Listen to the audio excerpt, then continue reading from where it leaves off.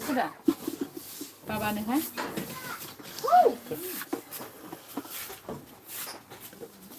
Still channel jamu bagus, berperang sana.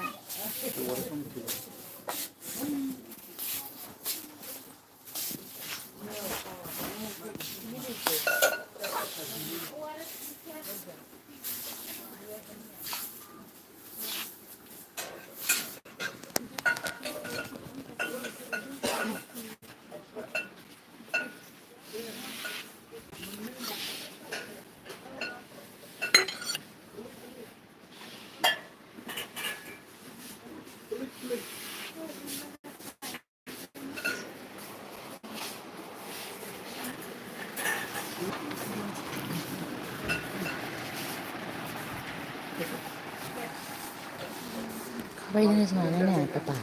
Saya kan cuk tobo ya ba lay do. Saya kuma kuat pam lay ni saya. Siu kan di. Saya tahu sih sih. Ni mai ni. Atau mau si stil je pada do. Ha.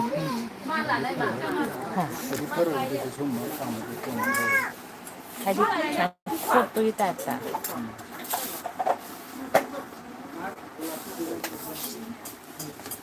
Hari kainu ada edisi masih ampan senjata yang tak katai ya piung nanti ini sahum ini atau pada sahum juga online deh senjata apa kuah orang jauh orang memang tanya nanti ada ini sekian susah saya 거기 긴장도 그런데 산 쪽쪽쪽쪽 그냥 대피게 그냥 K 50 rupees 그런 스틸 파버 만들래 그럼 가득도 보용 어디 브랜드 엄청 오는 아니는 또 파. 아그 딴거 코끝보다니까 여기서만.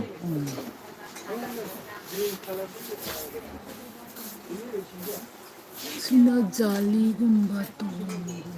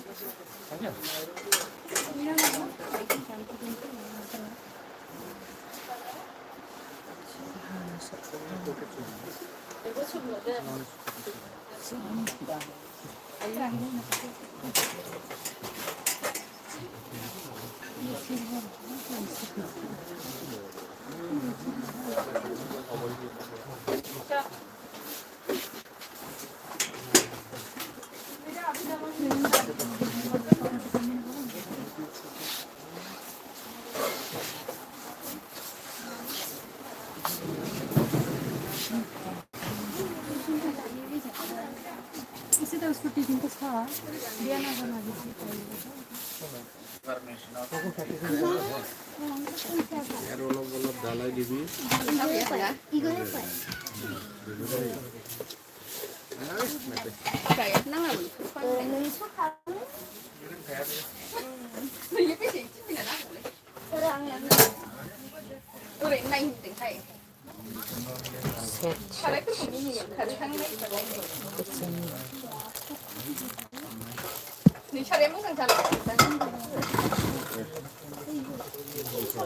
So medium payment.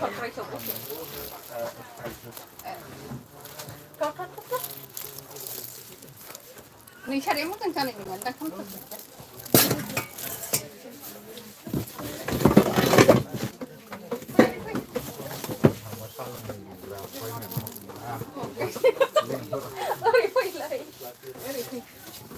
Orang bisa cari. Bukan nih cerita yang Udah.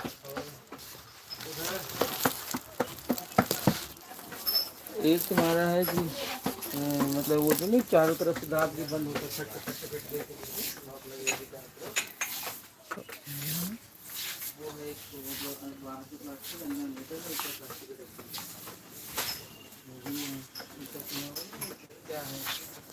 Papa, se aku kompa amat baca do, kore bakwa, baca ni dong ti, cani. Semua pun yang jauh ramai dah, kuih rasa ni kelak terus.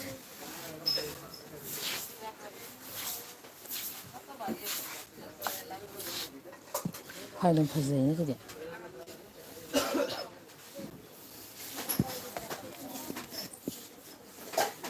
ꯆꯍꯨꯝ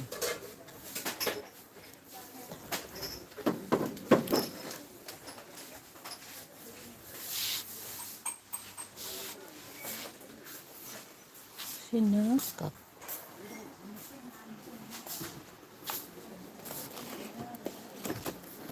sugumbasinane luhongbagidugumba pibada mingondda yam nungai natra asapotu adum yamgrene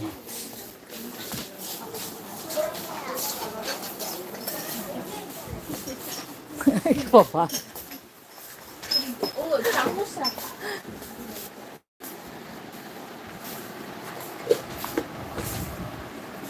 Sondana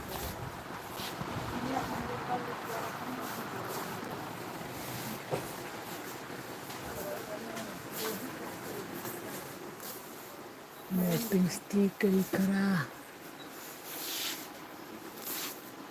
sendoknaba utnaba sorry kayno tarik sini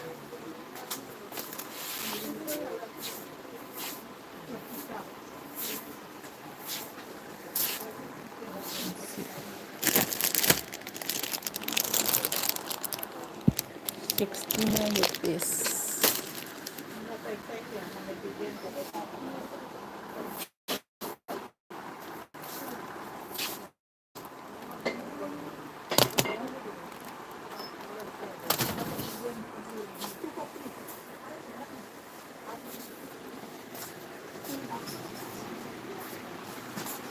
Put yan yawi he Nagkapi ay handa yung layong ₹100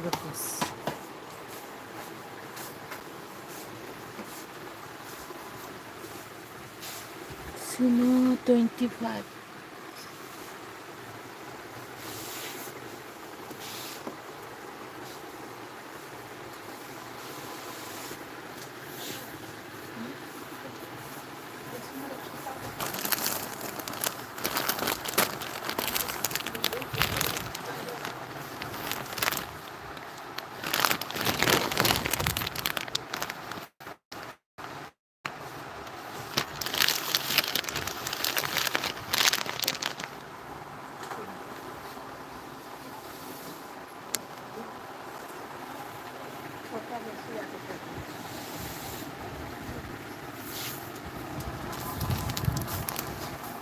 हमको तो लेकिन वही पसंद ha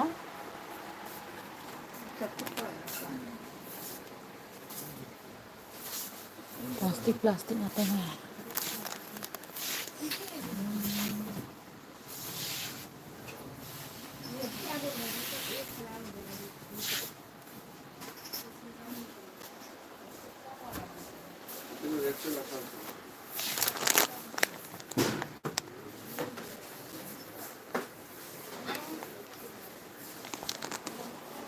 asa tao hapnaba asa tao hapnaba mo siya pan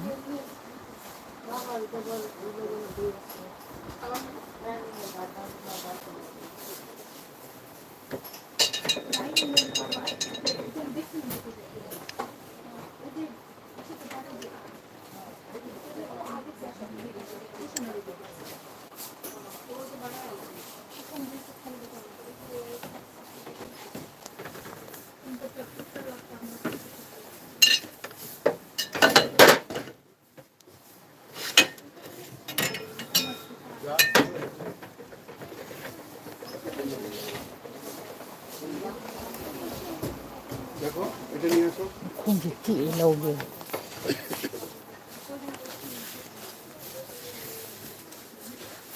এগুলো দেখতে পারো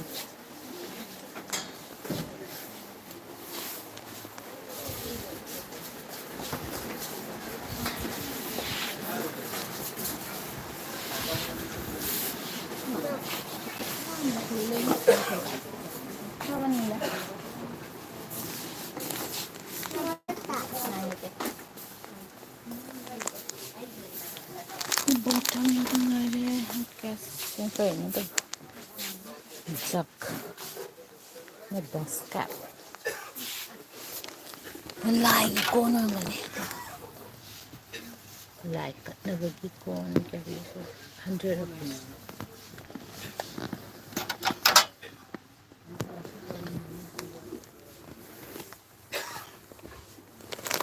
Man some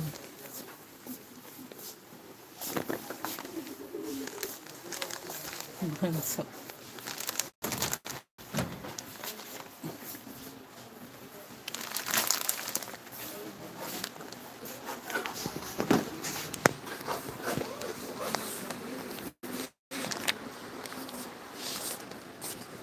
she was say palm and she had no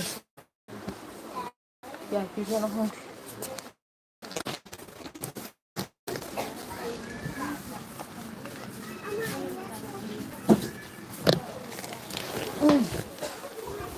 không sao đây tôi phải sợ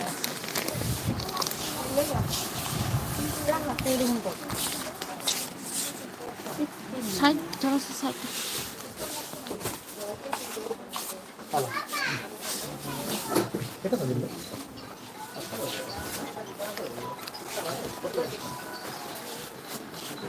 cái gì ship hàng ấy không? Anh đi được một vài cái đâu chắc gì? Đâu mà khác à? Phỏng thức sao dùng nhân đã phát em full lấy luôn. Thua bara wala.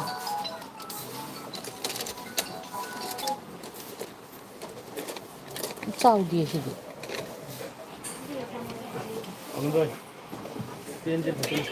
Sao đi papa? Nó mà khác sao? Ini sih yang paham online. Không bà? Batai gue, yes. Nhau rồi sao? Yang Lấy ra luôn.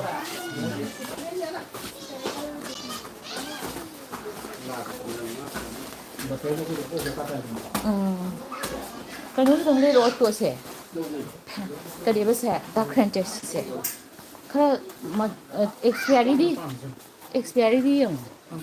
Mà đi cái bây giờ smooth dark sẽ ra đây nè. Expiry không? Buy two get one free hay. Get one itu lâu rồi kan? Nó tiêu đi vô. Ama lâu rồi.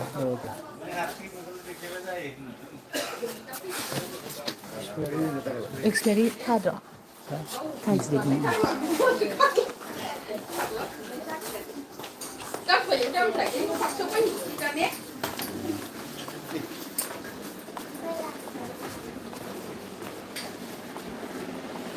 Nên lupa giàu ấy. Muy. Iya, pindah. Dia suka aja lagi ya.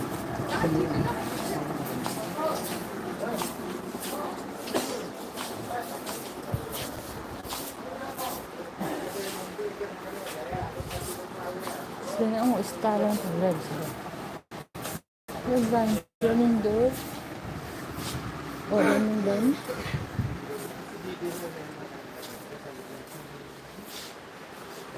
Trolley. Basic दिखेगी होती है चला गया इसके नीचे तो floor है ना हाँ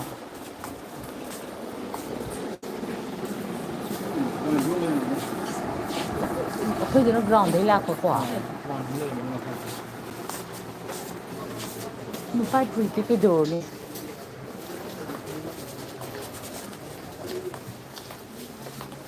शीरी कैसे पोलो थमजले न तो मोई एसी फजन थादिदना ना गरमी ओइ मोई गसे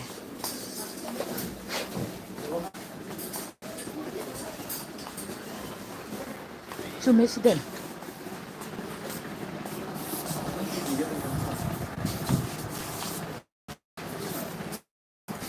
अभी केम ले पोते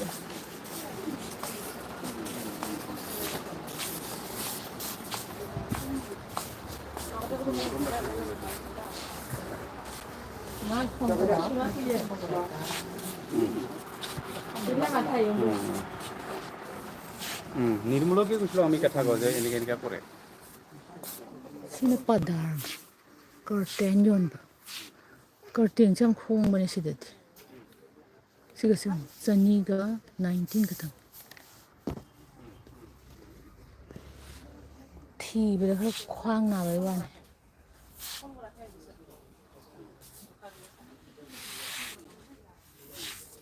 Anh tươi sẽ below cover lấy cái tông. Cái startup sẽ làm cái phát mà xin được phải tiếng con đi thế. Xin lỗi.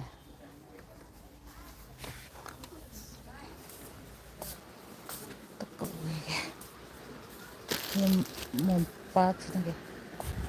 Suppose yang mana kai utu no khang dre da mayam.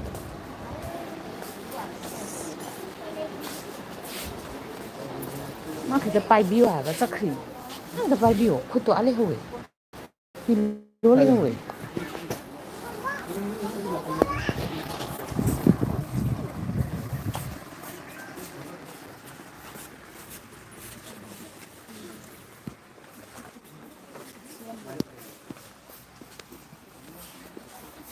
Nó ngai ba.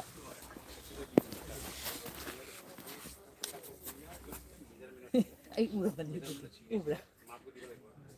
Sang gira ok.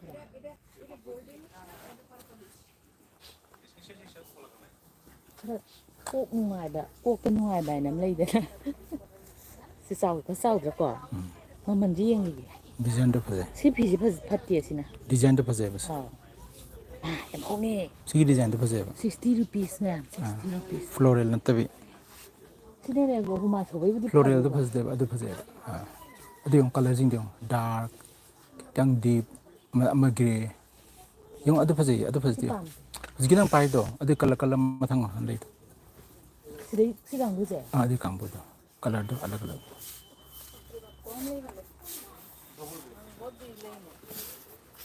এগুলোই ভালো তার মানে কি ওগুলো না ইয়ে হয় না টেবিলের মধ্যে বসে না যে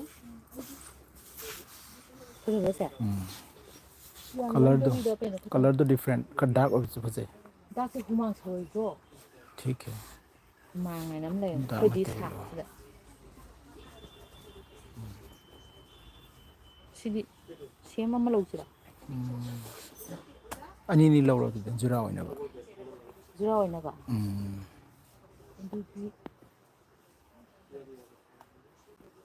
Sila kira. Sim nè. Ado cái jura hoy na. Sige jura. Na tra kana light over the ani ni hek lâu rồi. Nang na pam ba to. Nè blue giờ nè. Ha. Gì thì quả. Khoai fast cái nó khoai pa se. Khoai fast cái đó mà chú đi yaw tra ba cái. Jura hoy tra ba. Khoai fast cái gì? Sinatra. Phải. Phải. Nó có quả. Nó khát tha một cái này. Điên tậnเลยอ่ะ Phải đi. hay là tiếp ạ.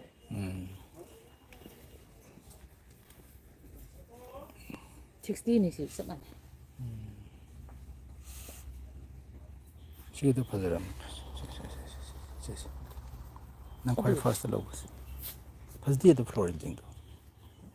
Ado cái line to nó modern hoy. Gao man được.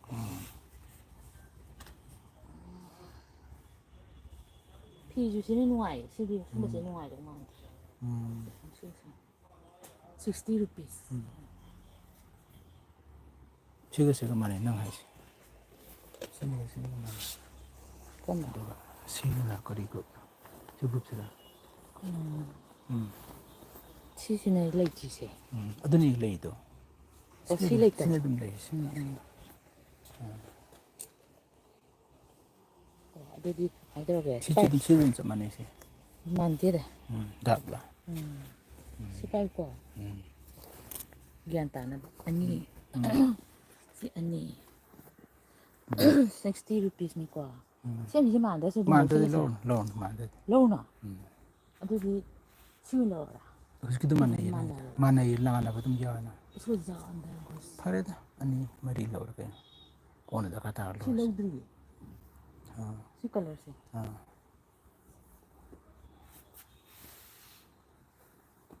Dạ. Ako'y mali. Ay nung pai ko. Wow. Hong bani he mya. Mani pun da sam lai ra da. Si sina net on ba do. human yang cawe. Aku, ini tahu ini nasi na.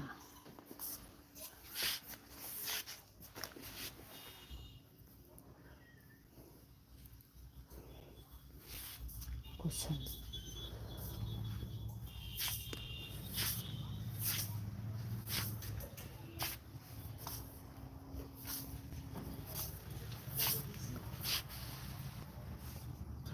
Papa aku ini kan, kitchen ni sang nama kado. Ada put met nanti kita thada calo. Kitchen put met thoi idana. Aduh lelai jalan nanti kita tiru nak kutu dah. Sebenarnya asam tu lelai maning thoi. Sisi 900 rupees. Nah, aku sih ngorok ngorok thoi. Boleh jadi yang ni i thang dah mah. Kau gue buat le ya deh. Sini dining table ni.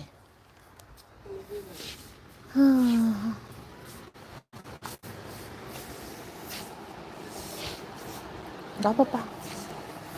Pa. Sini kau ini. Besi lah. Ini tante. Jelas. Single bed sheet. Low je lah. Single je boleh pilih. Kau ni double. Kau ini kaya pun dia dah. Lagi dah. Nanti pada apa? Yang nama tahu ni. Oh, fazai betul. Kya pigi? Aduh color je kan, oidi. 60 rupees ka pi. Sino fazai ni fazai betul. Ha. Low je dah. Ani pun tam ni, ani low tam.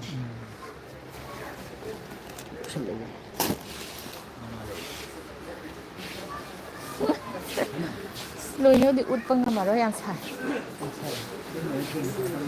Bed situ.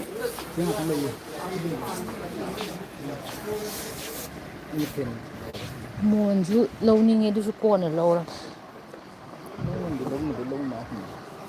Lâu nhưng mà cái này là xe bazaar sẽ ra. Cái gì thì nó bà chỉ cái gì này. Thốc holding ha. Thốc hấp chân bì cái gì can gì lỗi nung ngài như thế này. Chú bed sit ở này nè. Chân đi. Mình ngon ta cái này buốt bằng đi ngoài ha. Double na 500. 430 ಅದು ಲಿಸಿಂಗ್ ಮದನ ಓಹ್